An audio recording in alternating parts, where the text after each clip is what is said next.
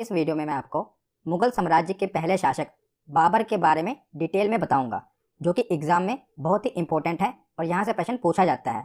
तो आप किसी भी एग्ज़ाम की तैयारी कर रहे हो, मुगल एम्पायर से तो प्रश्न बनता ही है। तो इससे पहले मैंने दिल्ली सल्तनत के बारे में डिटेल में पढ़ाया था। अगर आपने वो वीडियोस नहीं देखी तो हिस्ट्री की प्लेलिस्ट में जाकर जरूर देख लेना। तो अब मैं आपको सभी मुगल शासक बाबर से लेकर जितने भी मुगल शासक आए हैं सभी के बारे में डिटेल में पढ़ाऊंगा, क्योंकि यहाँ से बहुत से एग्जाम में प्रश्न बनते हैं। जब मुगलों ने भारत पर आक्रमण किया था, यानी कि बाबर ने कैसे भारत में मुगल साम्राज्य की नींव रखी, तो भारत में उस समय दिल्ली सल्तनत के अंतिम वंश लोधी वंश का शासन था।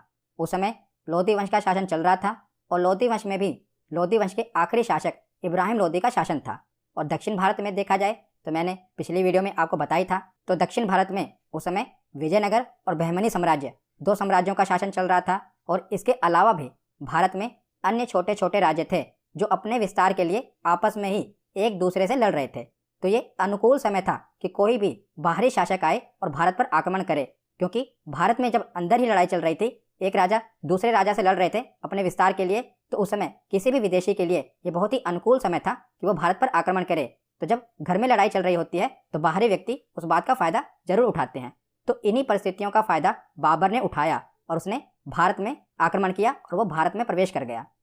तो आज का जो ये उज्बेकिस्तान है, यहीं पर एक राज्य था फरगना। तो फरगना का उस समय सरदार था उमर शेख मिर्जा, जो कि तैमूर वंशज था। और उमर शेख मिर्जा की जो पत्नी का नाम था, ये था कुतलुग निगार खानूम। ये मैंने आगे स्लाइड में लिखा हुआ है, अभी बस आप समझ लीजिए कि उस समय फरगना का सरदार था, क्या नाम था उसका, उमर शेख मिर्जा, और उसकी पत्नी का नाम था कुतलुग निगार खानूम, जो कि मंगोल वंशज थी। और इन्हीं का पुत्र हुआ जिसका नाम था बाबर। तो बाबर के पिता का नाम था उमर शेख मिर्जा और उसकी माता का नाम था कुतलुग निगार खानूम।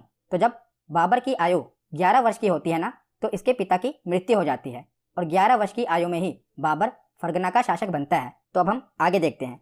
तो पूरा का पूरा जो मुगल वंश है ना, इसका शासनकाल 1526 ईस्वी से लेकर 1857 ईस्वी तक रहा है।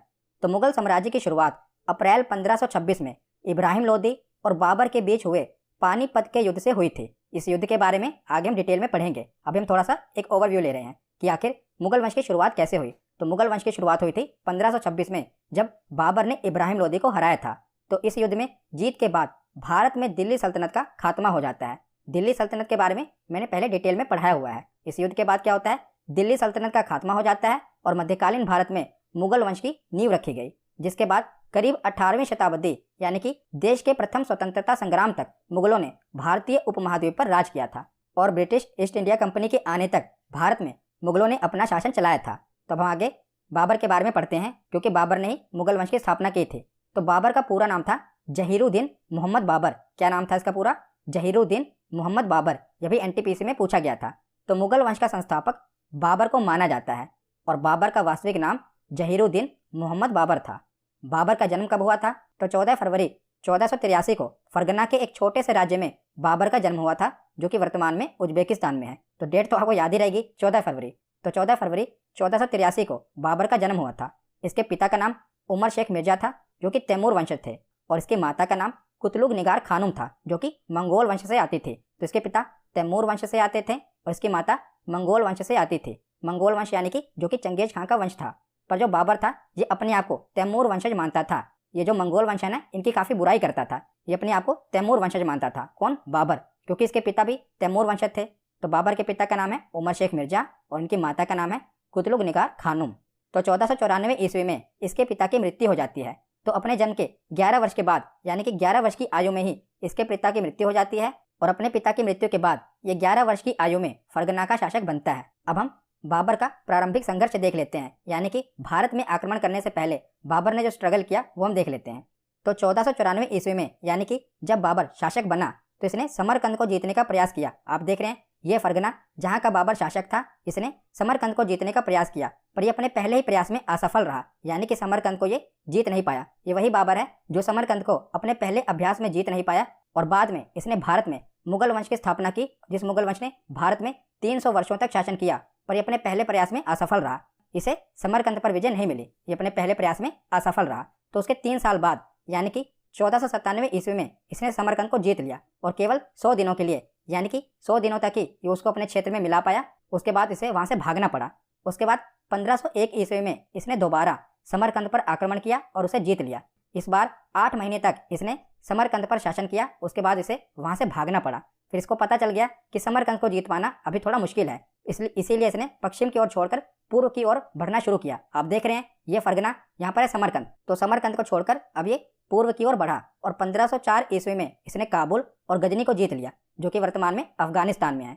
तो काबुल और गजनी को जीतने के बाद इसने एक उपाधि धारण की थी, पादशाह। याद रखिएगा, पाशा उपाधि इसने कब धारण की थी? काबुल और गजनी को जीतने के बाद। बाबर के जो भी पूर्वज थे ना, यानी कि इसके पिता दादा, सब मिर्जा की उपाधि धारण करते थे, परंतु केवल बाबर था जिसने पादशाह की उपाधि धारण की थी। इसके पिता और इसके जो पूर्वज थे वो मिर्जा की उपाधि धारण करते थे। अभी हमने पीछे पढ़ा भी था ना, इसके पिता का नाम क्या था? उमर शेख मिर्जा। मिर्जा एक उपाधि है, पर बाबर ने कौन सी उपाधि धारण की? पादशाह की उपाधि धारण की। उसके बाद क्या होता है? 1511 ईस्वी में अब बाबर क्या करता है? जब ये काबुल और गजनी को जीत लेता है ना, उसके बाद ये दोबारा समरकंद पर आक्रमण करता है और एक बार फिर समरकंद पर आक्रमण करके ये जीत जाता है। परंतु अगले साल यानी कि 1512 ईस्वी में ये समरकंद को फिर खो बैठता है और बाकी के जो इसके राज्य थे यानी कि फरगना, पेशावर, काबुल और गजनी, यहाँ पर भी ये अपने नियंत्रण को खो बैठता है। यानी कि अब इसके पास कोई भी राज्य नहीं बचता। और बाबर ने अपनी आत्मकथा में भी लिखा है कि अपने आरंभिक समय में ये किसी भी एक जगह पर 2 रमजान नहीं मना पाया। ये बाबर ने अपनी आत्मकथा में लिखा है। तो यहाँ पर आपने देख लिया कि मध्य एशिया में बाबर के असफल हो जाने के बाद ये पूर्व में भारत की ओर बढ़ता है और इस प्रकार बाबर को ये समझ आ गया था कि अभी पश्चिम की तरफ उसे सफलता नहीं मिल पा रही, तो वो पूर्व की तरफ यानी भारत की तरफ आक्रमण के लिए बढ़ता है। और उसे ये भी पता चल गया था कि भारत में अभी आंतरिक विद्रोह चल रहा है और उसे वहां के शासकों द्वारा भी भारत पर आक्रमण करने का आमंत्रण मिल रहा था, जो कि आपको मैं आगे बताऊंगा कि किसने उसे आमंत्रण भेजा था भारत पर आक्रमण करने के लिए। तो अब बाबर भारत पर आक्रमण करने के लिए आगे बढ़ता है। तो अब हम बाबर का भारतीय अभियान देख लेते हैं। तो बाबर ने एकदम से ही भारत पर आक्रमण नहीं किया था। पहले इसने क्या किया था कि भारत के जो सीमावर्ती क्षेत्र थे ना, वहां पर इसने आक्रमण किया था। तो 1519 ईस्वी में भारतीय सीमा क्षेत्र बाजोर और भैरा को बाबर ने जीत लिया था। कब? 1519 ईस्वी में। उसके बाद ये वापस लौट गया था। कहां पर? अपने समरकंद की तरफ वापस लौट गया था। बस अभी ये देख रहा था कि भारत की जलवायु कैसे है, वहां पर आक्रमण कैसे किया जाएगा। अभी ये आजमा रहा था अपने आप को कि ये भारत पर आक्रमण करने के लायक हो गया है कि नहीं। उसके बाद इसने क्या किया कि 1519 ईस्वी में पेशावर को जीता। पेशावर के जीतने के बाद भी ये वहां पर टिका नहीं, अपनी ओर वापस मध्य एशिया की ओर लौट गया। उसके बाद 1520 ईस्वी में दोबारा इसने बाजोर, भेरा और पंजाब के सियालकोट, जो कि वर्तमान में पाकिस्तान में है, इनको जीतकर अपने अधिकार में ले लिया। और 1524 ईस्वी में इसने लाहौर सहित पंजाब के अधिकांश भागों को जीत लिया। तो जब इसने पंजाब के अधिकांश भागों को जीत लिया तब खबर पता चली इब्राहिम लोदी को। उत्तर भारत में उस समय लोदी वंश चल रहा था। इब्राहिम लोदी को जब खबर पता चली तो उसने कहा कि जब बाबर दिल्ली की तरफ बढ़ेगा ना, तभी हम उस पर आक्रमण करेंगे। तो उस समय क्या हुआ था कि पानीपत के प्रथम युद्ध के लिए बाबर को भारत की तरफ से निमंत्रण गया था। किसने किसने निमंत्रण भेजा था?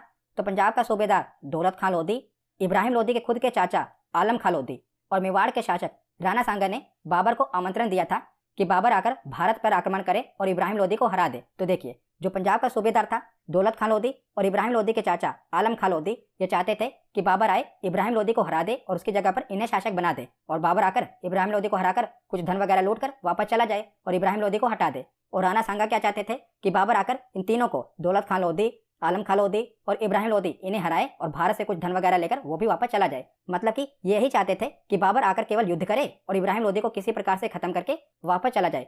पर बाबर की जो महत्वाकांक्षाएं थी वो अलग थी। बाबर यहाँ पर गजनी की तरह लूटने नहीं आ रहा था, वो यहाँ पर बसने आ रहा था, क्योंकि उसके पास मध्य एशिया में कोई स्थिर आवास नहीं था जहाँ पर वो अपना राज्य कर सके। तो अपनी सत्ता के लिए भारत की तरफ बढ़ रहा था। तो बाकी के ये युद्ध हैं जो उसने भारत में, पहले तो मैंने आपको बताया ना कि उसने सीमावर्ती क्षेत्र में युद्ध किए। उसके बाद बाबर के जो महत्वपूर्ण युद्ध हैं वो है पानीपत का युद्ध जो इसने 1526 में किया, ये हम आगे डिटेल में पढ़ेंगे। उसके बाद है खानवा का युद्ध, ये इसने 1527 में किया, अगले ही वर्ष। उसके बाद अगले वर्ष 1528 में चंदेरी का युद्ध किया। उसके अगले वर्ष 1529 में घाघरा का युद्ध किया। तो ये 4 युद्ध हैं जो बाबर के पूछे जाते हैं, वो आगे हम डिटेल में पढ़ेंगे। तो कई लोग इसको ट्रिक से भी याद करते हैं, हो सकता है आपने भी ट्रिक से याद किया हो कि जब बाबर भारत में आया तो थक गया, तो सबसे पहले उसने पानी पिया। पानी पीने के बाद उसने खाना खाया, खाना खाने के बाद चाय पी और चाय पी के घर चला गया। पानी पीने से पानीपत, पानी के बाद खाना खाया, खाना खाने से खानवा, खाना खाने के बाद चाय पी, चाय पीने से चंदेरी का युद्ध और चाय पीने के बाद वो घर चला गया, घर जाने से घाघरा का युद्ध। तो कई लोग ट्रिक से याद करते हैं, अगर आपको ट्रिक से याद है तब भी ठीक है, और वैसे भी आपको याद होना चाहिए। तो सबसे पहले देखते हैं पानीपत का प्रथम युद्ध जो कि 1526 में हुआ। तो पानीपत का प्रथम युद्ध अप्रैल 1526 में पानीपत के निकट लड़ा गया था। और पानीपत वह स्थान है जहां पर 12वीं शताब्दी के बाद से उत्तर भारत पर नियंत्रण के लिए कई निर्णायक लड़ाइयां हुई थी। तो पानीपत का प्रथम युद्ध 1526 में लड़ा गया था और पानीपत के प्रथम युद्ध ने ही भारत में मुगल साम्राज्य की नींव रखी थी। यह उन लड़ाइयों में से एक था जिसमें मुगलों ने बारूद, आग्नेयास्त्रों यानी कि जो तीर वगैरह थे ना, उस पर कपड़े बांधकर उसमें आग लगाकर चलाए थे, आग्नेयास्त्रों और तोपों का प्रयोग किया था। किसने? बाबर ने। और पानीपत का प्रथम युद्ध बाबर और दिल्ली के लोधी वंश के सुल्तान इब्राहिम लोधी के बीच लड़ा गया था। तो किसके किसके बीच हुआ था? बाबर के बीच में और लोधी वंश के सुल्तान इब्राहिम लोधी के बीच में ये लड़ा गया था। और उसमें विजय किसको मिली थी? तो बाबर इस युद्ध को जीत गया था। तो पानीपत का प्रथम युद्ध 1526 ईस्वी में लड़ा गया। किसके बीच में हुआ? बाबर और इब्राहिम लोधी के बीच में हुआ। और इब्राहिम लोधी इस युद्ध में हार जाता है और लोधी वंश का यहीं पर खात्मा हो जाता है और मुगल साम्राज्य की भारत में नींव रखी जाती है इस युद्ध के बाद। तो पानीपत के प्रथम युद्ध में हम सैन्य बल देख लेते हैं कि किसके पास ज़्यादा सेना थी। तो बाबर की सेना में लगभग 15,000 सैनिक थे और 20 से 24 तोपें थी। और इब्राहिम लोधी की सेना में लगभग 80,000 से लेकर 1 लाख सैनिक थे और कम से कम 1,000 हाथी थे। फिर भी बाबर ने इब्राहिम लोधी को हरा दिया था, क्योंकि बाबर ने उस समय बारूद का प्रयोग किया था और तोपों का प्रयोग किया था, जो कि इब्राहिम लोधी के पास नहीं थे। आपके पास कितनी भी सेना हो, पर जिसके पास तोप है, टेक्नोलॉजी है, जीतेगा तो वही। तो बाबर की इस युद्ध में विजय हुई थी। तो बाबर ने इतनी बड़ी सेना को हरा दिया, तोपें तो थी, उसकी रणनीति भी थी। तो पानीपत के प्रथम युद्ध में बाबर ने उज्बेकों की युद्ध नीति, क्योंकि ये उज्बेकिस्तान से आया था, तो इसने उज्बेकों की युद्ध नीति, तुगलमा नीति, जिसे अर्धचंद्राकार नीति भी कहा जाता है, जो कि आपने महाभारत के समय से भी देखा है कि चक्रव्यूह रचे जाते थे दूसरी सेना को हराने के लिए। उसी प्रकार की युद्ध की एक नीति थी तुगलमा नीति, जिसका प्रयोग बाबर ने किया था। तो तुगलमा युद्ध नीति इसने उज्बेकिस्तान में सीखी थी, जिसमें क्या होता था कि जो उसके सैनिक होते थे वो युद्ध करते समय अर्धचंद्राकार के शेप में खड़े होते थे और जो सामने की सेना होती थी ना, उसे केवल बीच वाले सैनिक लड़ते थे और बगल वाले सैनिक क्या करते थे, ये पीछे से सैनिकों को घेर लेते थे और इस प्रकार ये सामने वाली सेना को पूरी तरह से घेर लेते थे। तो ये थी तुगलमा नीति, जो बाबर ने पानीपत के प्रथम युद्ध में लगाई थी। और इसने तोपों को सजाने के लिए भी उस्मानी विधि यानी कि रूमी विधि का प्रयोग किया था, क्योंकि हमने देखा था ना कि बाबर ने तोपों का भी इस्तेमाल किया था। तो तोपों को सजाने के लिए इसने उस्मानी विधि और युद्ध के लिए इसने कौन सी विधि? तुगलमा नीति का उपयोग किया था, याद रखिएगा। और युद्ध में बाबर के तोप खानों का जो नेतृत्व था, ये उस्ताद अली और मुस्तफ़ा खान नामक 2 तुर्की अधिकारियों ने किया था। इनका नाम भी याद रखिएगा, एग्जाम में पूछा जाता है। तो पानीपत के प्रथम युद्ध में आपको पता चल गया जीता कौन? बाबर। और यहीं से मुगल साम्राज्य की नींव रखी जाती है। तो पानीपत का प्रथम युद्ध जीतने के बाद बाबर ने जनता में चांदी के सिक्के बंटवाए थे, जिसके कारण जनता ने इसे कलंदर यानी कि दानी की उपाधि दी थी। तो जो बाबर ने ये सिक्के बंटवाए थे ना, ये मुख्य रूप से काबुल में ही बंटवाए थे, यानी कि अफगानिस्तान में है ना काबुल, तो वहीं पर इसने चांदी के सिक्के बंटवाए थे, जिस कारण इसे कलंदर यानी कि दानी की उपाधि जनता के द्वारा दी गई। तो पानीपत का प्रथम युद्ध हमने देख लिया, जो कि बाबर ने 1526 में लड़ा था। अब उसके अगले ही वर्ष यानी कि 1527 ईस्वी में खानवा का युद्ध बाबर ने लड़ा। तो पानीपत के प्रथम युद्ध में बाबर ने यह निर्णय नहीं लिया था कि वो भारत में स्थायी रूप से रहेगा, पर जैसे ही बाबर ने भारत में रहने की योजना बनाई तो राणा सांगा ने इसका विरोध किया। राणा सांगा चाहता था कि बाबर आए, इब्राहिम लोधी को हराए और धन लूटकर वापस चला जाए, पर बाबर ने क्या कहा कि वो स्थायी रूप से भारत पर राज्य करेगा। तो इसका विरोध किसने किया? मेवाड़ के शासक राणा सांगा ने इसका विरोध किया और 1527 ईस्वी में राणा सांगा के साथ बाबर का युद्ध होता है, जिसे खानवा का युद्ध कहा गया। यह युद्ध कहाँ पर हुआ? तो ये युद्ध आगरा के समीप हुआ। किसके बीच में हुआ? तो बाबर और राणा सांगा के बीच में हुआ। और बाबर ने अपनी आत्मकथा में कहा है कि जो इब्राहिम लोधी था वो डरपोक शासक था, यानी कि वो बहादुर शासक नहीं था, पर जो राणा सांगा था ना, ये काफ़ी बहादुर था। ये बाबर ने अपनी आत्मकथा में कहा है कि राणा सांगा काफ़ी बहादुर शासक था, इसीलिए बाबर को इसको हराने में काफ़ी मुश्किल आने वाली थी। इसीलिए बाबर ने क्या किया, अपने सैनिकों का मनोबल बढ़ाने के लिए सैनिकों पर उस समय कर लगता था, जिसे तगमा कर कहा जाता था। तो बाबर ने अपने सैनिकों पर जो ये लगता था ना कर, तगमा कर, इसको खत्म कर दिया और कहा कि तुम्हें जीतना होगा। और बाबर ने हर हाल में युद्ध जीतने के लिए अपने सैनिकों को मोटिवेट किया, काफ़ी उनका मनोबल बढ़ाया। और इसी युद्ध में बाबर ने जिहाद शब्द का प्रयोग किया। जिहाद यानी कि धर्म के लिए युद्ध लड़ना। तो इसने इस युद्ध को धर्म से जोड़ दिया और सभी सैनिकों को धर्म के लिए लड़ने के लिए कहा। और इस युद्ध में बाबर ने अपने सैनिकों को मदिरा पीने से भी रोक लगा दी। जो भी उस समय शराब की पेटियां थी, बाबर ने सब शराब गिरा दी और सब सैनिकों को कहा कि तुम्हें धर्म के लिए लड़ना है, और जिहाद शब्द का प्रयोग किया खानवा के युद्ध में। और बाबर की सेना इस समय पूरी बहादुरी के साथ लड़ी और इस युद्ध में भी बाबर की जीत होती है। और इसी युद्ध के बाद बाबर ने गाजी की उपाधि धारण की थी। और इसी युद्ध के बाद बाबर ने यह निर्णय लिया कि वह भारत में स्थायी रूप से रहेगा। तो देखिए, पानीपत का जो प्रथम युद्ध हुआ था ना, उसको जीतने के बाद बाबर भारत में एंटर तो कर गया था, पर स्थायी रूप से निवास करने के लिए उसे खानवा का युद्ध लड़ना पड़ा। खानवा का युद्ध जीतने के बाद ही इसकी सत्ता यहाँ पर स्थापित हो पाई। उसके बाद अगला युद्ध हुआ 1528 ईस्वी में, इसे चंदेरी का युद्ध कहा गया। तो चंदेरी मालवा और बुंदेलखंड की सीमा पर स्थित एक महत्वपूर्ण व्यापारिक एवं राजनीतिक केंद्र था। जो आप ये देख रहे हैं ना, मध्य भारत में उत्तर प्रदेश और मध्य प्रदेश के बीच में ये वाला क्षेत्र, यह चंदेरी। तो ये युद्ध किसके बीच में हुआ? तो ये युद्ध बाबर और मेदिनी राय के बीच में हुआ। चंदेरी के सरदार मेदिनी राय के साथ बाबर का युद्ध हुआ और इस युद्ध में भी बाबर की जीत होती है। तो बाबर जीतने के बाद मेदिनी राय की दो पुत्रियों को अपने दो पुत्र हुमायूं और कामरान को भेंट कर देता है। तो मेदिनी राय की हार के बाद बाबर क्या करता है? मेदिनी राय की दो पुत्रियों को अपने दो पुत्र हुमायूं और कामरान को भेंट कर देता है। तो उसके बाद आगे चलते हैं 1529 ईस्वी में। तो 1529 ईस्वी में इसने घाघरा के युद्ध में बिहार तथा अफगान के संयुक्त सेना को पराजित कर दिया। और इसका नेतृत्व कौन कर रहा था? तो इस सेना का नेतृत्व कर रहा था महमूद लोदी, और इसने इसे पराजित कर दिया। परंतु बाबर ने अफगानों का पूर्णतः सफाया नहीं किया और यही बचे हुए अफगान सैनिक बाद में हुमायूं के लिए खतरा बनकर सामने आते हैं। यानी कि बाबर के बाद जो इसका बेटा अगला शासक बनता है ना, हुमायूं, तो यही जो बचे हुए अफगानी सैनिक थे ना, ये हुमायूं के लिए खतरा बनकर सामने आते हैं, उसके साथ भी ये युद्ध करते हैं। तो घाघरा के युद्ध में भी बाबर की ही विजय होती है। तो इसे घाघरा का युद्ध क्यों कहा गया? तो इसे घाघरा का युद्ध इसलिए कहा गया क्योंकि ये घाघरा नदी के किनारे युद्ध हुआ था। तो उसके बाद करीब 48 वर्ष की आयु में 26 दिसंबर 1530 ईस्वी को आगरा में बाबर की मृत्यु हो जाती है और प्रारंभ में बाबर के शव को आगरा में ही दफनाया जाता है, परंतु बाद में काबुल में उसके द्वारा चुने गए स्थान पर इसके शव को दफनाया गया। पहले क्या किया गया कि इसका जो शव था ये आगरा में ही दफना दिया गया, पर इसने अपनी आत्मकथा में अपने शव को दफनाने के लिए काबुल को चुना था। तो उसके बाद क्या किया गया कि आगरा में जो इसका शव दफनाया गया था ना, वहां से ले जाकर इसके शव को दोबारा काबुल में दफनाया गया। याद रखिएगा, पहले इसके शव को आगरा में दफनाया गया था, परंतु बाद में इसकी इच्छा अनुसार इसके शव को आगरा से ले जाकर काबुल में दफनाया गया। तो जो बाबर के द्वारा लड़े गए युद्ध हैं वो एक बार हम दोबारा देख लेते हैं। तो पहला पानीपत का प्रथम युद्ध 1526 में लड़ा गया इब्राहिम लोदी के विरुद्ध। इसमें बाबर की विजय हुई। चारों ही युद्ध में बाबर की ही विजय होती है। तो 1526 में पानीपत का प्रथम युद्ध, 1527 में खानवा का युद्ध जो कि राणा सांगा के विरुद्ध होता है। उसके बाद 1528 में चंदेरी का युद्ध जो कि मेदिनी राय के विरुद्ध होता है, और 1529 में घाघरा का युद्ध जो कि महमूद लोदी के विरुद्ध होता है। और इन चारों ही युद्धों में बाबर की ही विजय होती है। तो अब हम कुछ महत्वपूर्ण तथ्य देख लेते हैं। तो बाबर ने अपनी आत्मकथा तुजुके बाबरी को तुर्की में रचना की थी। तो बाबर ने खुद अपनी आत्मकथा की रचना की थी जिसका नाम था तुजुके बाबरी, जो कि इस भाषा में थी, ये तुर्की में थी, परंतु बाद में इसका अनुवाद फारसी भाषा में अब्दुल रहीम खान खाना ने की थी, जो कि बाबर नाम है।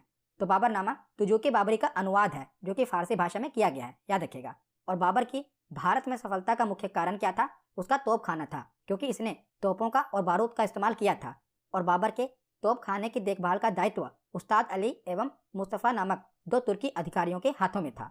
और बाबर ने पानीपत की विजय के बाद काबुल वासियों को शाहरुख नामक चांदी के सिक्के दान किए थे। तो इसके द्वारा चांदी के सिक्के भी चलवाए गए थे, उसका नाम था शाहरुख। तो ये बाबर की संतानें हैं, उसकी फैमिली ट्री है, आप चाहें तो इसको एक बार पढ़ लेना। तो ये हुमायूं जो था ये बाबर की पत्नी माहम बेगम का पुत्र था, जो आगे चलकर शासक बनता है बाबर के बाद। ये इंपॉर्टेंट है, बाकी आप चाहें तो एक बार पढ़ लेना। तो यहाँ पर हमारा थ्योरी सेक्शन कंप्लीट होता है। अब हम प्रीवियस ईयर क्वेश्चन देखते हैं। तो पहला प्रश्न है कि 1526 ईस्वी में बाबर ने किस वंश के शासक को परास्त कर मुगल साम्राज्य की नींव डाली थी? तो बाबर ने किसको हराकर मुगल साम्राज्य की नींव डाली थी? तो इसका सही जवाब है ऑप्शन बी, लोधी वंश। अगला प्रश्न है पानीपत का प्रथम युद्ध कब हुआ था? तो पानीपत का प्रथम युद्ध 1526 ईस्वी को हुआ था, 21 अप्रैल 1526। ऑप्शन बी इसका सही जवाब है। अगला प्रश्न है बाबर ने प्रसिद्ध तुलगुमा नीति का प्रयोग सर्वप्रथम किस युद्ध में किया था? तो बाबर ने तुलगुमा नीति का प्रयोग सबसे पहले पानीपत के प्रथम युद्ध में किया था। इसका सही जवाब है ऑप्शन सी। तो अगला प्रश्न है कि 1526 ईस्वी में बाबर ने किस शासक को परास्त कर मुगल साम्राज्य की नींव डाली थी? तो बाबर ने किसे परास्त किया था? इब्राहिम लोदी को, पानीपत के प्रथम युद्ध में। अगला प्रश्न है कि खानवा का युद्ध किस किस के बीच में हुआ था? तो सबसे पहले हुआ था पानीपत का युद्ध, उसके बाद 1527 ईस्वी में खानवा का युद्ध हुआ था बाबर और राणा सांगा के बीच में। ऑप्शन बी इसका सही जवाब है। अगला प्रश्न है कि चंदेरी का युद्ध कब हुआ था? तो सबसे पहले हुआ पानीपत का, पानीपत के प्रथम युद्ध के बाद अगला युद्ध कब हुआ? 1527 में खानवा का, खानवा के युद्ध के बाद 1528 ईस्वी में चंदेरी का युद्ध हुआ था। तो इसका सही जवाब होगा ऑप्शन सी, 29 जनवरी 1528 ईस्वी को चंदेरी का युद्ध हुआ था। 1529 ईस्वी में घाघरा का युद्ध हुआ था। अगला प्रश्न है कि बाबर ने काबुल में चांदी का सिक्का किस नाम से चलाया था? तो किस नाम से चलाया था? शाहरुख के नाम से। अगला प्रश्न है कि बाबर ने अपनी आत्मकथा बाबरनामा की रचना तुर्की भाषा में की है और बाद में इसका जो अनुवाद हुआ था ये फारसी में हुआ था, ये किसने किया था? तो फारसी भाषा में अनुवाद किया था अब्दुल रहीम खान खाना ने। ऑप्शन ए इसका सही जवाब है। अगला प्रश्न है कि बाबर ने तुजुके बाबरी नामक अपनी आत्मकथा किस भाषा में लिखी थी? तो तुजुके बाबरी को बाबर ने तुर्की भाषा में लिखा था। इसका सही जवाब है ऑप्शन डी। अगला प्रश्न है इसमें सूची 1 को सूची 2 से सुमेलित करना है। सूची 1 में बाबर द्वारा लड़े गए युद्ध हैं और सूची 2 में कौन से शासक के विरुद्ध बाबर ने युद्ध लड़ा था। तो सबसे पहले है पानीपत का प्रथम युद्ध, ये इब्राहिम लोदी के विरुद्ध लड़ा था बाबर ने। अगला युद्ध है खानवा का युद्ध, ये राणा सांगा के विरुद्ध लड़ा गया था। उसके बाद है चंदेरी का युद्ध, ये मेदिनी राय के विरुद्ध लड़ा गया था। उसके बाद है घाघरा का युद्ध, ये अफगानों के विरुद्ध यानी कि महमूद लोदी के विरुद्ध लड़ा गया था। तो इसका सही जवाब आमने सामने ही दिया हुआ है। ऑप्शन ए का 1 होगा, ऑप्शन बी का 2 होगा, ऑप्शन सी का 3 और ऑप्शन डी का 4। इसका सही जवाब होगा ऑप्शन ए। आज का आखिरी प्रश्न है कि किस युद्ध में बाबर ने जिहाद का नारा दिया और युद्ध जीतने के उपरांत गाजी की उपाधि धारण की थी। तो बाबर ने किस युद्ध में जिहाद का नारा दिया था? तो ये था खानवा का युद्ध। ऑप्शन ए इसका सही जवाब होगा। तो आज की वीडियो यहीं पर खत्म होती है। कैसी लगी ये वीडियो कमेंट सेक्शन में जरूर बताना। धन्यवाद।